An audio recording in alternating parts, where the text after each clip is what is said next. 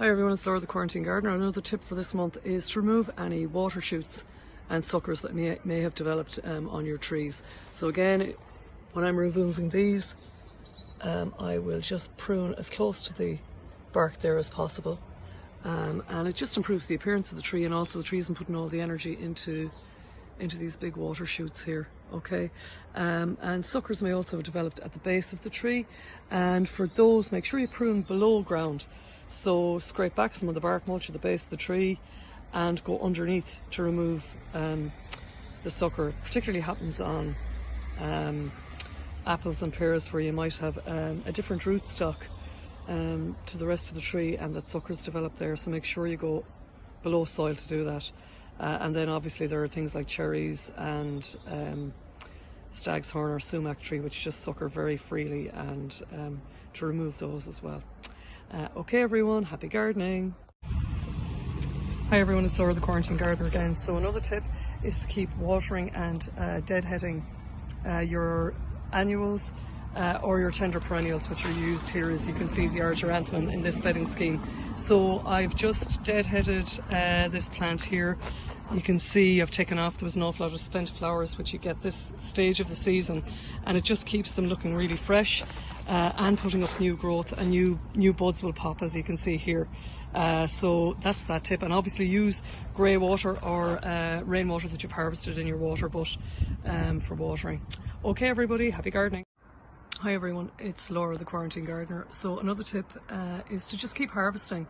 As you can see here, a lot of the apples on this variety, which is Katie, are just coming into real ripeness. So keep harvesting your apples, your pears, and of course your autumn fruiting raspberries when they're lovely, luscious and ripe at this stage of the year. And share with friends and family, as very often there is a surplus of lovely fruits to share around. The tip for this month is dividing your herbaceous perennials. So this is a great time of year for doing that, increasing the stock of plants you really like. So here already I can see, here's a few. This primula, for example, you can see there's about 5 coming off that one.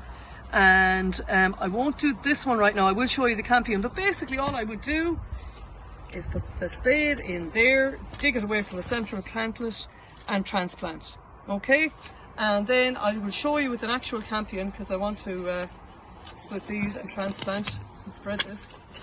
So again, just get in under your campion, okay?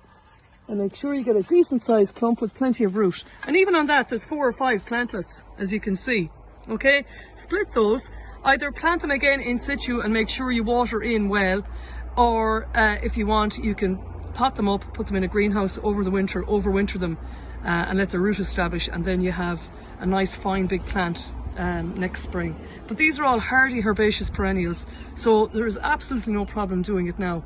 So have a little bit of planning, look maybe at the gaps in your borders, or if you felt a perennial was in the wrong place, now is the time to lift that clump, split it, move it, and increase your stock in your garden.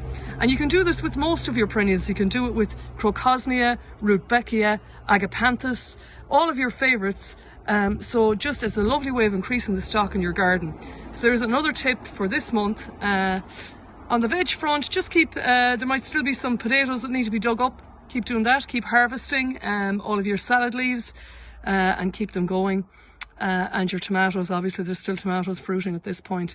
So it's mainly harvesting of whatever veg you have in at the moment. Okay everybody, that's it for now. Happy gardening.